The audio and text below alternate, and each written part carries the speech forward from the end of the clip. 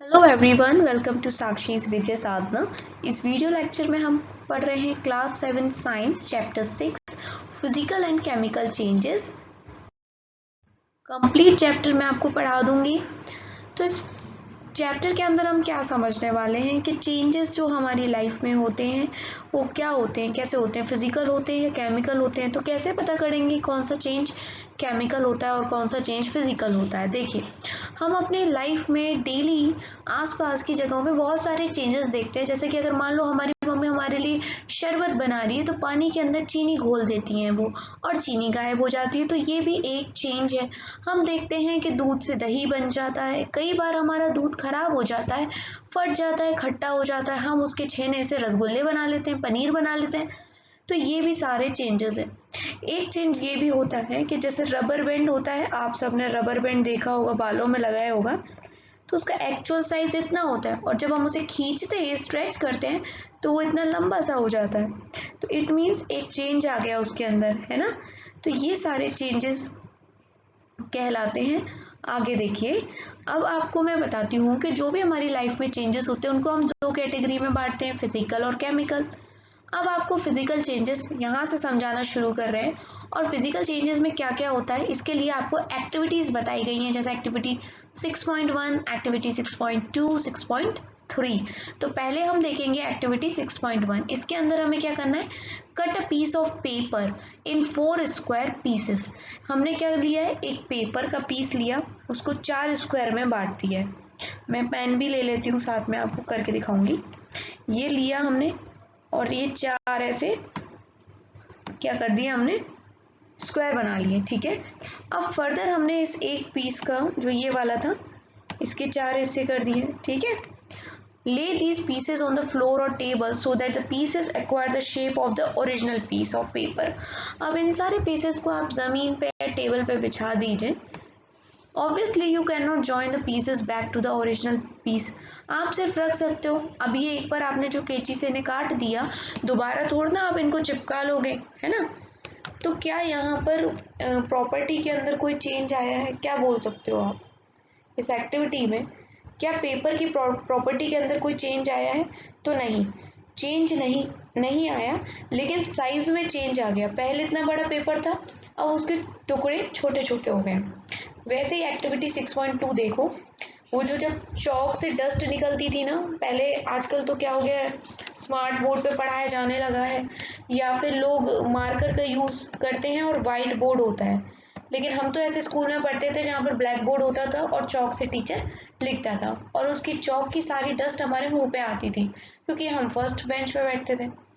आपके भी आती होगी अगर आप फर्स्ट बेंच पे बैठते हो तो उसी चौक डस्ट को कलेक्ट करना है, ठीक है। अब क्या करना है हमें कि उसके अंदर पानी मिला के एक पेस्ट बना लीजिए, रोल करिए, और उस डस्ट से आप दोबारा से चौक बना लोगे, है कि नहीं। हमने उस चूने से जो भी था दोबारा से चौक बना ली। तो अब हमने इस एक्टिविटी में क्या देखा कि चेंज हो गया, पहले पाउडर था और उस पाउडर से दोबारा से हमें चौक मिल गई, है ना। तो ये भी एक प्रकार का चेंज है। किस चीज के अंदर चेंज आया, साइज में चेंज आया, है ना। पहले पाउडर था, अब ये लंबी सी चौक बन गई है, तो साइज में चेंज आ गया। Now see activity 6.3। Take some ice in the glass और प्लास्टिक टम्बलर। आप एक ग्लास में क्या ले लो, थोड़ी सी बर्फ ले लो। अब melt a small portion of ice by placing the tumbler in sun. अब उसको सूरज की रोशनी में रख दो, सो दैट वो जो आपकी आइस है वो पिघल जाएगी। You have now mix you have now a mixture of ice and water. Now place the tumbler in a freezing mixture. जब आपने थोड़ी देर के लिए सन में रखा तो थोड़ी बहुत जो आइस थी ना वो पिघल जाएगी। अब आपके पास ग्लास के अंदर पानी भी है और बर्फ भी है। अब इसी ग्लास को आप क्या करोगे, एक फ्रीजिंग मिक्सचर पे रख दोगे। कैसे, आइस प्लस कॉमन सॉल्ट, ये होता है। Does the water become solid ice once again. क्या पानी जो है वो दोबारा से बर्फ बन जाएगा क्या, ये आपको बताना है, ठीक है। तो हाँ, सॉलिड जो पानी होता है वो अपनी चेंज को, मतलब जो अपनी स्टेट है उसको बदलता रहता है। पानी आइस बन जाएगा, जब आप उसको फ्रिज में से निकाल दोगे तो वो दोबारा पिघल जाएगा। इसका मतलब जो पानी है अपनी स्टेट को चेंज करता है, सॉलिड से लिक्विड, लिक्विड से दोबारा गैस बन सकता है, फिर दोबारा आइस में कन्वर्ट होकर सॉलिड बन सकता है। तो ये जो हम चीज़ देख पा रहे हैं, स्टेट चेंज हो रही है, कभी पानी सॉलिड बनता है, कभी लिक्विड, कभी गैस। तो ये कौन सा चेंज हो जाएगा बेटा? ये भी फिजिकल चेंज है, बिकॉज हम इसको देख पा रहे हैं। आगे की एक्टिविटी देखते हैं, एक्टिविटी 6.4। तो एक्टिविटी 6.4 के अंदर हमें क्या करना है? Boils water in a container. Do you see the steam rising from the surface of water? Hold an inverted pan by its handle over the steam at some distance from the boiling water. Observe inner surface of the pan. Do you see any droplet of water there? देखो आपको क्या करना है, कुछ नहीं करना। एक पानी बर्तन लेना, उसमें आपको पानी गर्म करना है, ठीक है? पानी गर्म करिए एंड देन उसके ऊपर आप कोई बर्तन रख दीजिए। जैसे मान लीजिए ये गर्म हो रहा है पानी, इसके अंदर ये नीचे से हीट दे रहे हैं हम, पानी गर्म हो रहा है। अब हमने इसके ऊपर एक प्लेट रख दी है ना, तो जब आप इस प्लेट को हटा के देखोगे तो आपको छोटी छोटी बूंदें दिखाई देंगी। ऐसा ये पूछ रहे हैं कि क्या छोटी छोटी बूंदें दिखाई दे रही हैं? तो जी हाँ, छोटी छोटी बूंदें हमें दिखाई देंगी, ये वाटर ड्रॉपलेट्स हैं। तो इस एक्टिविटी से आपने क्या देखा कि जो वाटर था वो पहले किस में था? लिक्विड में था, बाद में क्या बन गया? गैस बन गया, ठीक है? और जब वो प्लेट से टकराई वो गैस, है ना, वो जो भाप थी जब प्लेट से टकराई, जो आपने अपने बर्तन पे ढका हुआ है जिससे बर्तन, तो ठंडक की वजह से, क्योंकि प्लेट उतनी गर्म नहीं थी, तो उस ठंडक की वजह से वो भाप दोबारा पानी में कन्वर्ट हो गई। यानी पहले था पानी, इस बर्तन में क्या था? पानी, ऊपर उड़ के वो भाप बन रहा था, यानी गैस बन रहा था, और दोबारा जैसे प्लेट से टच हुआ दोबारा पानी बन गया। यानी पहले लिक्विड, फिर गैस, फिर लिक्विड, ठीक है? तो ये क्या चेंज हो रहा है? दोबारा से स्टेट में चेंज हो रहा है, तो ये भी एक फिजिकल चेंज है। नाउ हम करेंगे एक्टिविटी 6.5 को। इसको करते वक्त थोड़ा ध्यान दें, क्योंकि आग से आपको बच के रहना है, सतर्क रहना है। Hold a used hacksaw blade with the pairs of tongs. Keep the tip of the free end of the blade on the gas stove. Wait for 5 minutes. Does the color of the tip of the blade change? Remove the blade from the flame. Observe the tip once again after some time. Does it get back its original color? चलिए अब हम activity 6.5 करते हैं। तो हमने एक blade लिया है, ठीक है, उसको फ्लेम पे लगाया है।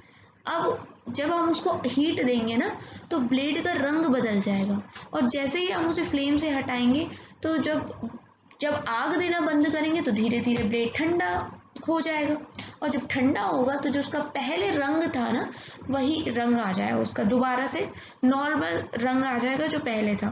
तो यहाँ पर रंग में चेंज हो रहा है। जब उसको लगातार हीट देंगे, मान लो किसी लोहे की चीज़ को तुम लगातार हीट दोगे तो वो एकदम ऑरेंज हो जाती है, अंगारे जैसी हो जाती है ना। लेकिन जैसे जैसे वो धीरे होती जाएगी, तो जब तुम उसमें आग देना बंद कर दोगे तो वो दोबारा से लोहे जैसे रंगी यानी काली हो जाएगी। तो यहाँ पर हमें कलर में चेंज देखने को मिल रहा है, और कलर में चेंज इन कलर भी एक फिजिकल चेंज होता है, ये आपने समझा यहाँ पर।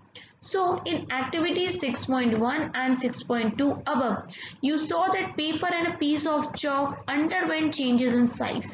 ठीक है, तो पहली एक्टिविटी हमने जो पेपर काटा था, दूसरी हमने जो चौक से दोबारा चौक पाउडर से चौक बनाई थी, तो यहाँ साइज में चेंजेस आ रहा था। एक्टिविटी 6.3 और 6.4 में क्या हो रहा था? स्टेट में चेंज आ गया था, पानी से गैस, गैस से पानी, ये चीज़। और हमने एक और चीज़ देखी एक्टिविटी 6.5 में कि यहाँ पर हीट देने पर क्या हो रहा है? रंग बदल रहा है। तो अगर प्रॉपर्टी जैसे कि शेप का बदलना, साइज, कलर, या फिर स्टेट का बदलना, स्टेट समझते हो, कोई चीज़ सॉलिड है, लिक्विड है या गैस है, ये स्टेट कहलाती है। तो ये सारी चीज़ें फिजिकल प्रॉपर्टीज होती हैं, और अगर इन फिजिकल प्रॉपर्टी में कोई चेंज आए ना, कोई अंतर आए, उसी अंतर को हम फिजिकल चेंज कहते हैं, ठीक है।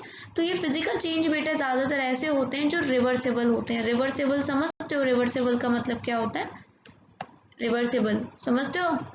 रिवर्सेबल का मतलब ये है कि मान लो जैसे पानी था, पहले इस ग्लास में पानी है, तुमने उसको जमा के आइस बना दिया, ठीक है।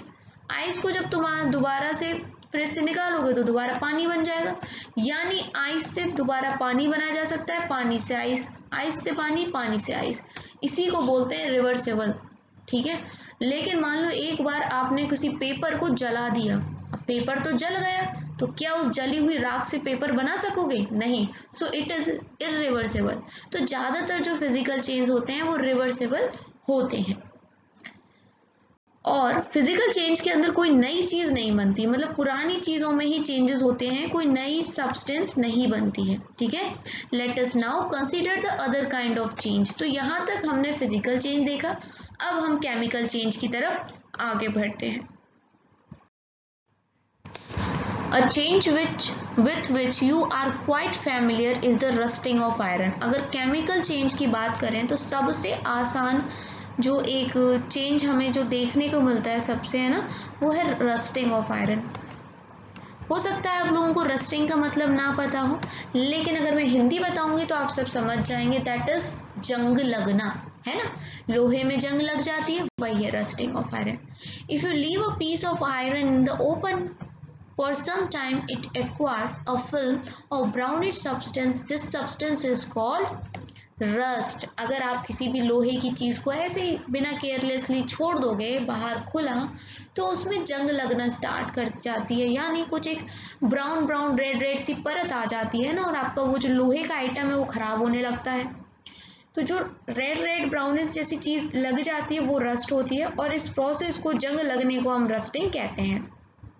जैसे कि लोहे के गेट हो गए, है ना, पार्क में बने रहते हैं उनमें लग जाती है, या कहीं खेत वेत में फार्म लैंड में लगवा देते हैं। बेंच होती हैं लोहे की, आयरन बेंचेस लॉन में लगी रहती हैं, गार्डन्स में लगी रहती हैं पब्लिक। तो और जो भी आर्टिकल आयरन के बने हुए हैं, ओपन में रखे हुए हैं, उन सब में रस्ट लगती है। कभी कभी तो मैंने देखा बहुत लोगों की गाड़ियों में भी जंग लग जाती है, स्कूटर वगैरह और बाइक्स वगैरह में लग जाती है ना। At home you must have seen shovels and spades getting rusted when exposed to the atmosphere for some time। तो हमारे घरों में बहुत सारे खेती बाड़ी वाले, गार्डनिंग करने वाले टूल्स भी होते हैं, तो उनमें भी जंग लग जाती है अगर हम उन्हें बाहर ऐसे छोड़ दें, गीला छोड़ दें या कैसे भी। In the kitchen a wet iron pan tawa often gets rusted if left in the state for some time। Rust is not iron, it is different from iron on which it gets deposited. Kitchen में एक चीज़ होती है जिसके ऊपर आपकी mummy रोटी बनाती है, that is called तवा, जो लोहे का होता है। आजकल बहुत लोग नॉन स्टिक तवा यूज़ करने लगे हैं, लेकिन मैं बात कर रही हूँ जो प्योर पहले चलता था लोहे का तवा।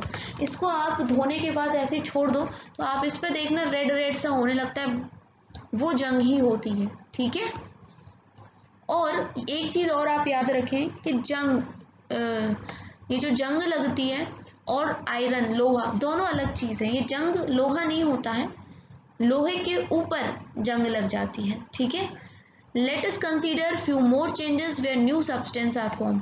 तो ये जो जंग है, देखो हमने अभी पढ़ा था कि जो फिजिकल चेंज होते हैं उनमें कोई नई चीज़ नहीं बनती, लेकिन केमिकल चेंज में नई चीज़ें बनती हैं। जैसे इस रस्टिंग में ही रस्ट जंग बन रही है ना, एक नई चीज़ बन रही है, एक नया सब्सटेंस बन रहा है। अब देखते हैं और क्या क्या नई चीज़ें बनती हैं। It is dangerous to look for long at the burning magnesium ribbon. The teachers should advise children not to stay at the burning ribbon. अब जब आप स्कूल में करें तो आपकी टीचर लेबोरेटरी में आपको करके दिखाएंगी। वैसे ये सेम केमिकल रिएक्शन अभी आप क्लास 7 में हैं, जब आप क्लास 10th में जाओगे ना बेटा, क्लास 10th के पहले चैप्टर के अंदर पहली एक्टिविटी में आप सेम रिएक्शन करोगे। आई थिंक अगर क्लास 7 में आपको नहीं दिखाते हैं तो 10 में तो आपको पक्का दिखाएंगे। सेम यही वाली एक्टिविटी है। इसके अंदर हम कुछ नहीं लेते हैं, मैग्नीशियम की बनी हुई एक स्ट्रिप होगी इस प्रकार से, उसको हम लेंगे और जलाएंगे।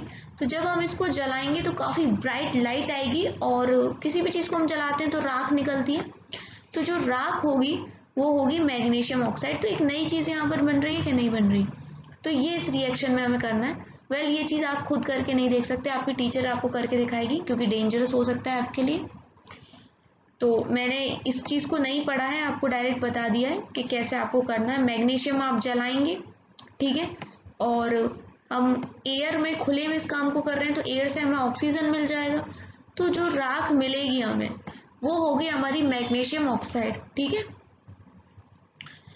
अब आगे देखिए, इस वाली केमिकल रिएक्शन से हमें क्या पता चलता है वो देखते हैं।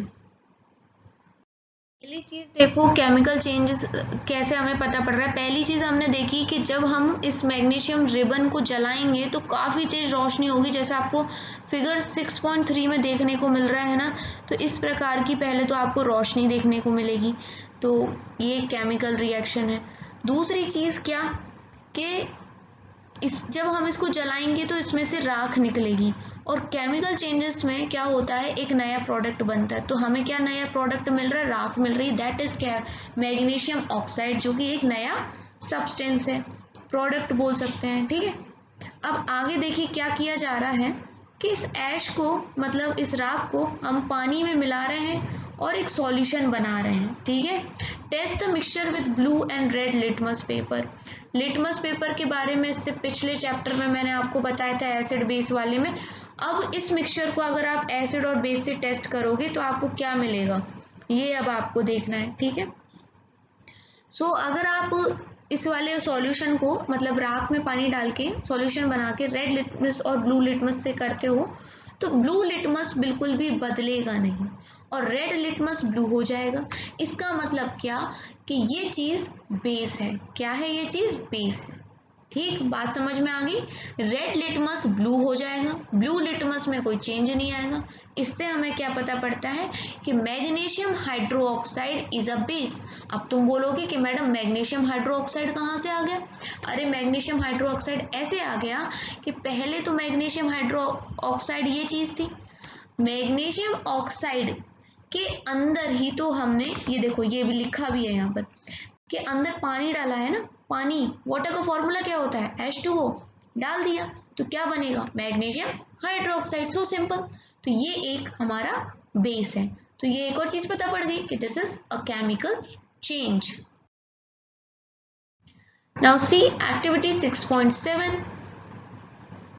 आपको क्या करना है इसके अंदर, dissolve about a teaspoonful of copper sulphate. आपको क्या करना है कि दो चीज़ें लेनी है। पहले तो एक बर्तन में एक चम्मच भर के कॉपर सल्फेट लेना है और हाफ कप पानी लेना है एक ग्लास टम्बलर के अंदर, और उसके अंदर कुछ बूंदें आपको डालनी है सल्फ्यूरिक एसिड की। और इसमें देखो एसिड आ गया, इसलिए बोला गया है कि ये एक्टिविटी आपका टीचर करके बताएगा, बिकॉज बेटा एसिड बहुत खतरनाक चीज़ होती है और उसमें भी सल्फ्यूरिक एसिड, एक छींट भी पड़ गई ना तो आपके घाव हो जाएगा, बहुत खतरनाक एसिड होते हैं। ठीक है, तो you should get a blue coloured solution. जब आप इन सारी चीज़ों को मिलाओगे तो आपको क्या मिलेगा बेटा, ब्लू कलर सॉल्यूशन मिल जाएगा, जैसे आपको 6.4 में दिख रहा है। आगे देखिए,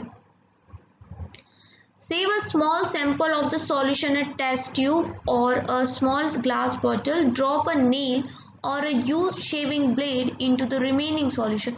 अब ये जो सॉल्यूशन है उसी सॉल्यूशन को अलग से कहीं पे ले लो, या तो उसमें कील डाल लो या फिर क्या डाल लो, कोई भी ब्लेड, आपके पापा शेविंग वेविंग करते होंगे तो वो ब्लेड डाल दो। अब कुछ घंटे के लिए, आधा घंटा 1 घंटा का वेट करो। जब आप देखोगे तो कुछ चेंजेस आ जाएंगे पानी में। खैर आपको पानी में यहीं से चेंज दिख रहा है कि ब्लू से पानी ग्रीन हो गया है ना। तो this is the change. Do you see any change in the colour of the solution, बोल दो हाँ, देख रहे हैं कि सॉल्यूशन का कलर हो गया है ब्लू से ग्रीन। अब टेक आउट द नेल और the blade, has it change in a way. अब आपने जो भी नेल डाला था या ब्लेड डाला था उसको भी निकाल लो, क्या उसमें कोई चेंजेस आए हैं। तो हाँ, आयरन के जो डिपॉजिट्स हैं ना, मतलब iron has brown deposits on it, ये आयरन का ही बना है और ये देखो ब्राउन ब्राउन सा हो गया है, इसके ऊपर डिपॉजिशंस आ गए। अब क्या डिपॉजिशंस हैं, तो देखो कंक्लूजन क्या निकलता है इस पूरे रिएक्शन को करके वो भी बताऊंगी, और यहाँ जो लिखा है वो भी पढ़ लो। The changes that you notice are due to reaction between copper sulfate and iron। ये जितने भी रिएक्शन हुए वो क्यों हुए, क्योंकि ये कॉपर सल्फेट सॉल्यूशन था और इसके अंदर हमने आयरन डाला। आयरन ही डाल दिया ना, क्योंकि ब्लेड है या कील डाल लो, सब आयरन का बना हुआ है। The changes of the color of the solution from blue to green is due to formation of iron sulfate। जब हम आयरन डालेंगे तो कॉपर सल्फेट बदल के क्या बन जाएगा, आयरन सल्फेट, और आयरन सल्फेट का रंग होता है हरा, इसलिए हमारा सॉल्यूशन हो गया हरा यानी green.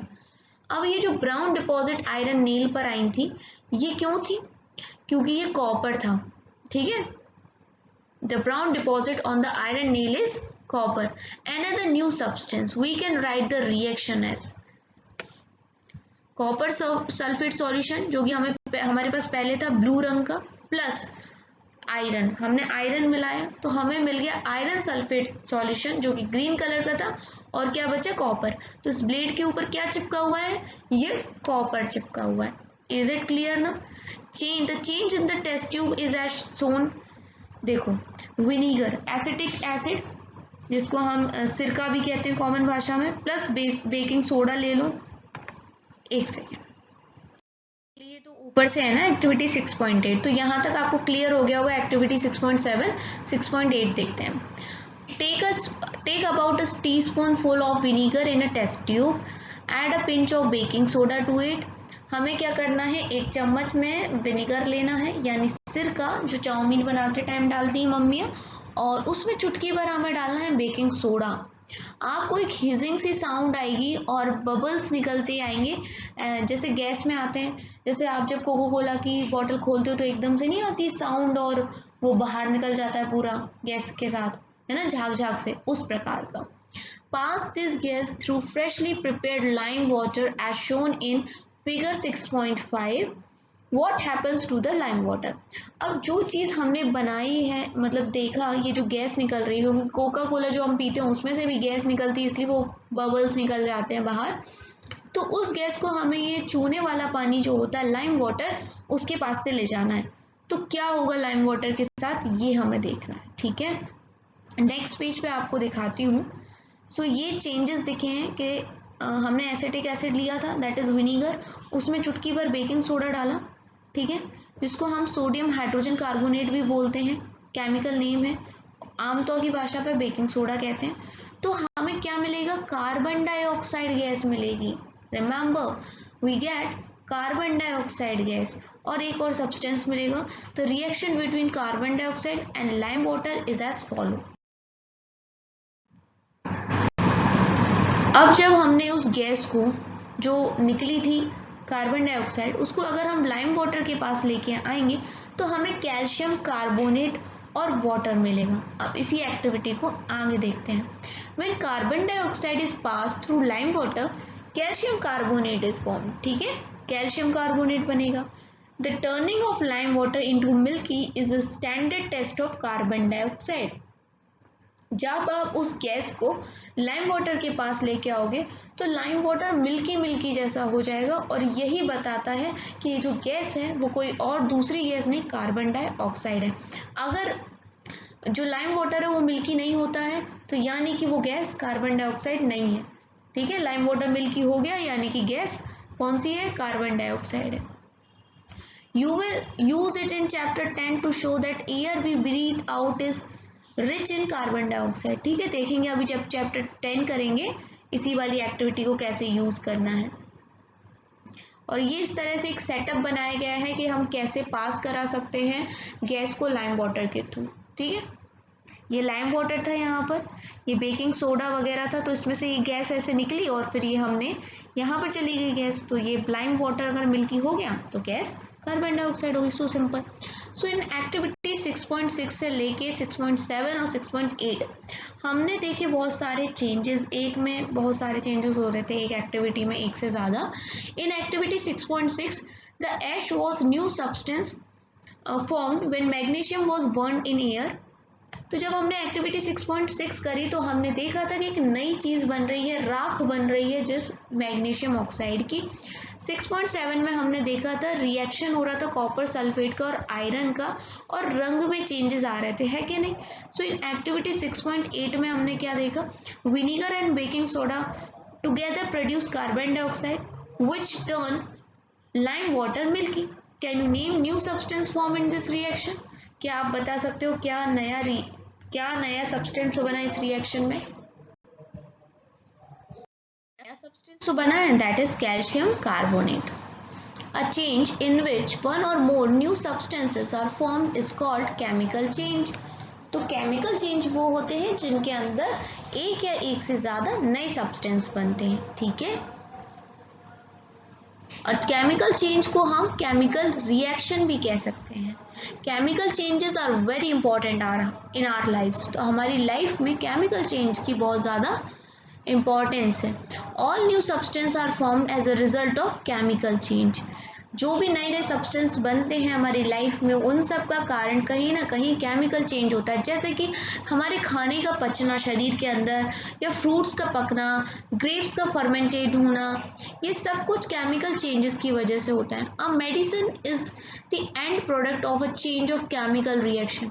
Useful new materials such as plastic, detergent are produced by chemical reaction. Indeed, every new material is discovered by studying chemical changes. तो चाहे आप मेडिसिन खा रहे हो, उसके पीछे भी साइंटिस्ट बहुत सारे रिएक्शंस करवाते हैं, तब जाके वो मेडिसिन बनती है ना। और चाहे आप प्लास्टिक देख लो या कोई और नहाने वाला साबुन देख लो, डिटर्जेंट देख लो, सबके पीछे क्या है? केमिकल रिएक्शन ही है। We have seen that one or more new substances are produced in chemical change. In addition to new products, the following may accompany a chemical change. तो देखो, ये जो चीज़ें नीचे लिखी हुई हैं, केमिकल चेंजेस के अंदर ये सारी चीज़ें होती हैं। अगर आपको ये चीज़ें कहीं दिख रही हैं तो आप बोल सकते हो कि यहाँ पर केमिकल चेंज हो रहा है। जैसे कि हीट, लाइट या कोई भी प्रकार की रेडिएशन निकल रही है, अल्ट्रावायलेट या कुछ भी, तो हम कह सकते हैं कि केमिकल चेंज हो रहा है। अगर कोई तरह की साउंड प्रोड्यूस हो रही है तो भी हम कह रहे हैं कि केमिकल चेंज हो रहा है। या स्मेल में चेंज हो रहा है, अच्छी या बुरी कैसी भी स्मेल आए, खुशबू में, ओडर में चेंज आ रहा है, तो हम कह सकते हैं कि केमिकल चेंज हो रहा है। कलर में चेंज होना इज अ केमिकल चेंज, या कोई गैस का निकलना इज अ केमिकल चेंज, जैसे अभी कार्बन डाइऑक्साइड निकल रही थी। Let us look at some example. You saw that burning of magnesium ribbon is a chemical change. Burning of coal, wood or leaf is also chemical change. In fact, burning of any substance is a chemical change. Burning is always accompanied by product of heat. तो अभी हमने देखा था कि कैसे हमने magnesium ribbon को जलाया और नया सब्सटेंस मिला मैग्नीशियम ऑक्साइड, वो एक केमिकल चेंज है। तो वैसे ही चाहे आप लकड़ी जलाओ, कोयला जलाओ या कुछ भी जलाओ, पेपर जलाओ, ये सब कुछ एक केमिकल चेंज होता है। और जब भी हम किसी चीज़ को जलाते हैं तो उसमें प्रोडक्शन हीट का भी होता है। अगर आप लकड़ी जला रहे हो तो राख बन रही है, एक नई चीज़ बन रही है, that is a chemical change, पर उसके साथ आपको हीट भी मिल रही है। और ठंड के टाइम पे आप यही करते हो, उसी हीट से अपने हाथ सेकते हो, हीट मिल रही है ना बर्निंग करने से।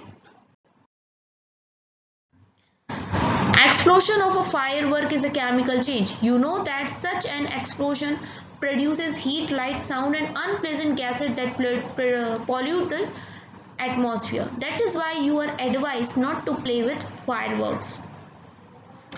जो दिवाली में हम फटाके वगैरह जलाते हैं उनसे भी काफ़ी केमिकल रिएक्शंस होते हैं। जब हम उनमें उसको बर्न करते हैं तो उनमें होते हैं केमिकल रिएक्शन, और फिर वो आसमान में जाके हजारों प्रकार के रंगों में फूटते हैं। तो वो जो डिफरेंट डिफरेंट रंग आते हैं फटाकों में, कभी सोचा है वो क्यों आते हैं? तो डिफरेंट डिफरेंट जो गैसेस होती हैं बेटा, वो अलग अलग रंग देती हैं ना। ग्रीन के लिए अलग गैस डाली जाती है, सबके लिए गैसेस ही जिम्मेदार होती हैं। लेकिन ये बहुत ज़्यादा पॉल्यूटिंग होते हैं ना, हमारे इन्वायरमेंट को ख़राब करते हैं। इसलिए बोला जाता है कि हमें फायरवर्क्स यूज़ नहीं करने चाहिए, क्रैकर्स का यूज़ नहीं करना चाहिए। जब हमारा खाना सड़ जाता है तो उसमें से बहुत गंदी बदबू आती है, तो क्या हम उसको भी कोई केमिकल चेंज कह सकते हैं? बताइए। हाँ, उसमें केमिकल चेंजेस आ गए हैं, कुछ बैक्टीरिया, फंगजाई या कुछ भी उसमें हो सकता है पनप गए हो, है ना। You must have noticed that a slice of an apple acquires a brown color if it is not consumed immediately. If you have not seen this change in color, cut a fresh slice of apple and keep it away for some time. Repeat the same activity with a slice of potato or brinjal. The change of color in these cases is due to formation of new substance. Are not these changes chemical changes? So, जब हम कभी Apple खाते हैं और थोड़ी देर भी अगर Apple कटा हुआ रह जाए तो उसके ऊपर एक ब्राउन ब्राउन सी लेयर आ जाती है। सो वो लेयर आने का क्या मतलब है? सेम लेयर जब हम कोई अपना जैसे कि बैगन या आलू, ये भी बिना काटे हुए छोड़ देना, मतलब ऐसे ही छोड़ दें, तो इनके ऊपर भी एक लेयर आ जाती है। इसलिए आपने देखा होगा कि बाकी सब्जियों को तो नॉर्मल आपकी मम्मी काटती होंगी, लेकिन जब भी बैगन को काटती हैं तो आई थिंक वो पॉट लेती हैं एक, उसमें पहले पानी डालती हैं, उस पानी के अंदर बैगन डालती हैं, अदरवाइज बैगन काले पड़ जाते हैं। और यही चीज़ होती है आलू के साथ। ऐसा क्यों होता है? क्या ये केमिकल चेंज है? तो जी हाँ, ये एक केमिकल ही चेंज होता है। आगे देखिए, in chapter 5 you neutralized an acid with a base. Is neutralization a chemical change? तो चैप्टर 5 में हमने एसिड बेस और ये सब देखा था, केमिकल चेंजेस के बारे में हमने पढ़ा था। तो क्या ये केमिकल चेंज होता है? तो बिल्कुल ये केमिकल चेंज है, क्योंकि एसिड था और बेस था, दोनों अलग चीज थी, मिला के हमने एक नई चीज बना दी और पानी भी मिल गया हमें। That is called neutralisation reaction. So this is a chemical change. अब यहाँ देखते हैं अ प्रोटेक्टिव शील्ड। क्या बताया जा रहा है इस प्रोटेक्टिव शील्ड के बारे में? You must have heard of the ozone layer. Ozone layer के बारे में आपने सुना होगा। ये हमारे एटमॉस्फेयर में है और ये हमें जो सूरज की हार्मफुल किरणें आती हैं जिससे हमें स्किन कैंसर वगैरह हो सकता है, उससे हमें बचाती है ओजोन। ठीक है, ओजोन की लेयर। ओजोन क्या करती है कि जो हार्मफुल लेयर्स आ रही हैं सन से, उनको अपने अंदर एब्जॉर्ब कर देती है, अर्थ तक पहुंचने नहीं देती है। Can we call the breaking down of ozone a chemical change? और आजकल आपने देखा है कि पॉल्यूशन की वजह से, इतनी गाड़ियों की वजह से ना, ये जो ओजोन लेयर उसमें गड्ढा होता जा रहा है। तो क्या ये केमिकल चेंज है? कह सकते हो हाँ, ये केमिकल चेंजेस हैं। हार्मफुल जो गैसेस ऊपर पहुंच रही हैं वो हमारी ओजोन लेयर को डिप्लीट कर रही हैं। ठीक है, और ये हमारे लिए ही हार्मफुल रहेगा, इसलिए बोलते हैं कि प्लीज अर्थ को पॉल्यूट मत करो, एटमॉस्फेयर को क्लीन रखो। क्योंकि अगर ये ओजोन लेयर में ये जो होल होता जा रहा है, बड़ा होता जाएगा गड्ढा, ये डिप्लीट ज़्यादा होती जाएगी, तो ये हमारे लिए हार्मफुल हो जाएगा। हमें तरह तरह के स्किन कैंसर्स और प्रॉब्लम्स हो जाएंगे।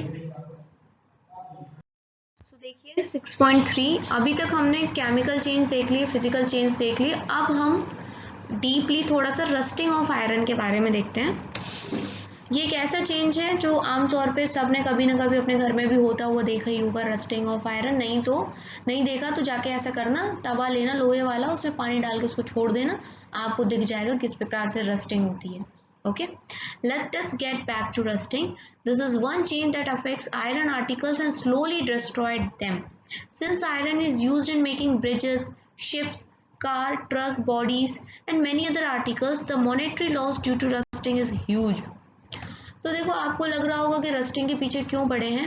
तो रस्टिंग इसलिए क्योंकि जब आप बड़े हो गए, आप में से बहुत सारे लोग हो सकते हैं इंजीनियर बने, है ना।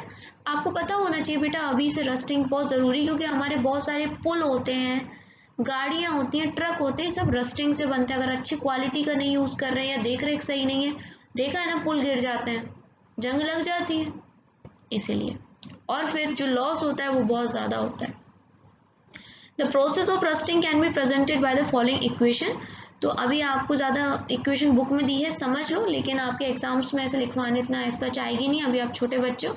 बट हाँ, थोड़े क्लास 10 से आपका एक पूरा चैप्टर, फर्स्ट चैप्टर जो है वो इक्वेशंस के बारे में आपको सिखाया जाएगा, एंड वहाँ से आपकी इक्वेशंस स्टार्ट हो जाएंगी। तो देखो, आयरन होता है और आयरन में हमें क्या मिल रहा है? एयर से ऑक्सीजन मिल रहा है, ठीक है, और थोड़ी सी नमी भी मिल रही है, पानी। तो जब ये तीनों चीज़ें मिल जाएंगी ना, तब रस्ट बनता है, और रस्ट का फॉर्मूला होता है Fe2O3। Fe आयरन यानी लोहे के लिए केमिस्ट्री में हम इसको यूज़ करते हैं। For rusting the presence of both oxygen and water is essential. ठीक है, याद रखना कि रस्टिंग के लिए दोनों चीज़ें होनी चाहिए, ऑक्सीजन भी होना चाहिए, वो तो चलो खुली हवा से, एयर से मिल जाएगा, लेकिन पानी की भी ज़रूरत है, नमी की भी ज़रूरत है।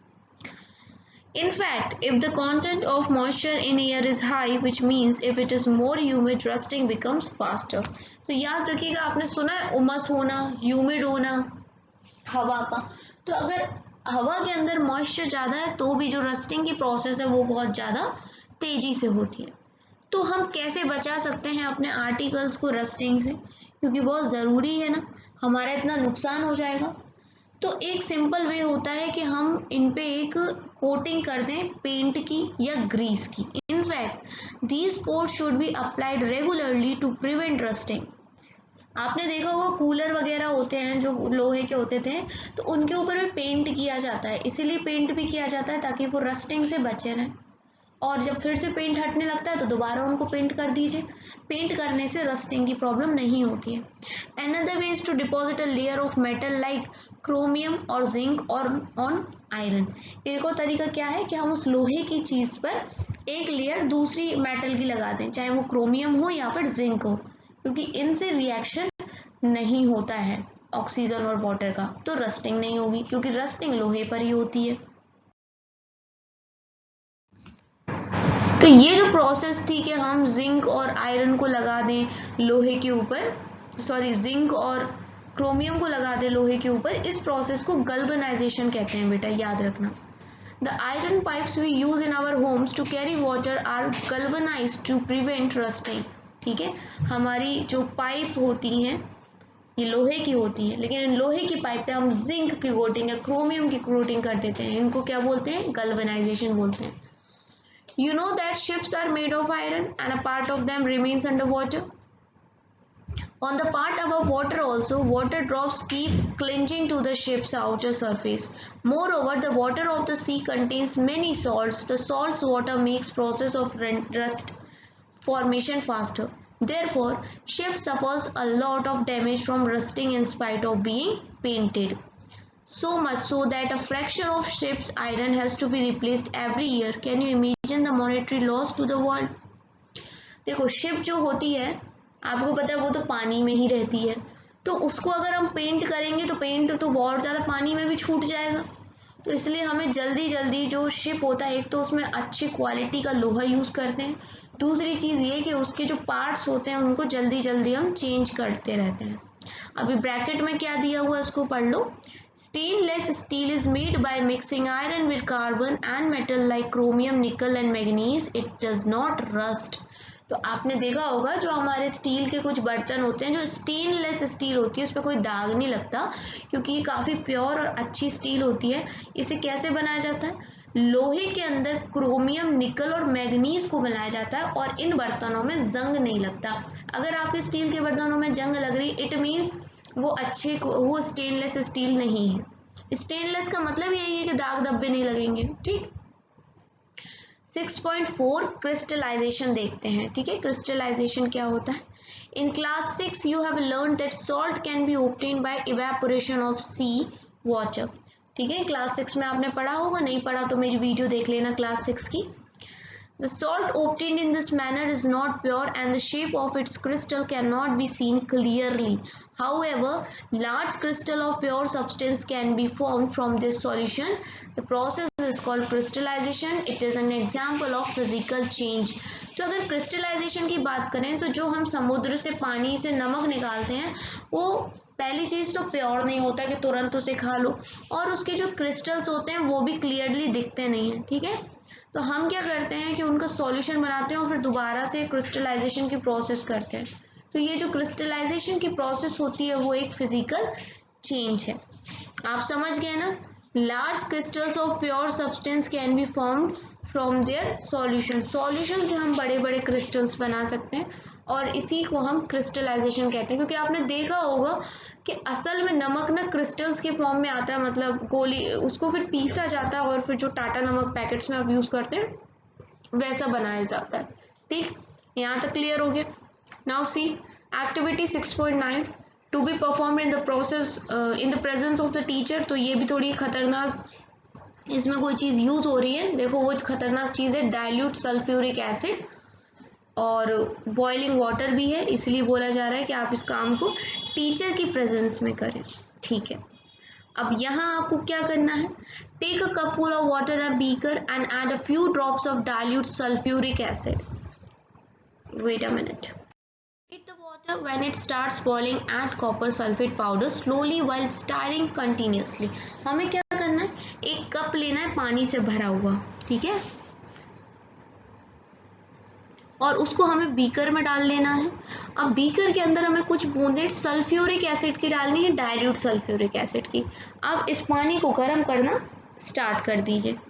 इसके बाद क्या होगा कि जब पानी थोड़ा सा बॉईल होने लग जाए, इसके अंदर हमें कॉपर सल्फेट का पाउडर डालना है। ठीक है, फिर चलाना है इसको धीरे धीरे। Continue adding copper sulphate powder till no more powder can be dissolve. तब तक आपको ये पाउडर सल्फेट मिलाते जाना है जब तक वो घुलना बंद ना हो जाए तब तक डालते जाओ। अब जब ये स्टेज ऐसी आ जाए कि अब नहीं घुल सकता, उसके बाद फिल्टर करो सॉल्यूशन को, ठंडा करो, है ना। और do not disturb the solution when it is cooling, look at the solution after some time. जब ठंडा हो रहा हो ना सॉल्यूशन, उससे कोई छेड़खानी मत करो। उसके बाद क्या करोगे कि कुछ टाइम बाद सॉल्यूशन को देखो कि आपको ना जब ठंडा हो जाएगा क्रिस्टल्स दिखने लगेंगे कॉपर सल्फेट के। इफ नॉट, अगर नहीं दिखते हैं 1-2 घंटे बाद भी, तो थोड़ी देर और वेट कर लो। अल्टीमेटली आपको क्या दिखेंगे, क्रिस्टल्स दिखने लगेंगे कॉपर सल्फेट्स के, जैसे आपको यहाँ दिख रहा है, crystals of copper sulfate. So you have learnt about physical and chemical change. Try to identify changes that you observe around you as physical or chemical changes. So इस चैप्टर के अंदर आपने बहुत सारे चेंजेस देखे, आई होप आपको समझ में आया होगा। अब आप कोई भी चीज़ देखो या कोई चेंजेस देखो, नोटिस करो, तो उसको आइडेंटिफाई ज़रूर करना कि वेदर वो एक केमिकल चेंज है या फिर वो एक फिजिकल चेंज है। ठीक है, मिलते हैं नेक्स्ट वीडियो में। अगर आपको क्लास 7 का कोई और सब्जेक्ट चाहिए तो मुझे कमेंट करके ज़रूर बताइएगा, और चैनल पे नए हैं तो सब्सक्राइब करना, लाइक ज़रूर कर देना। Thanks for watching Sakshi's Vidya Sadhana.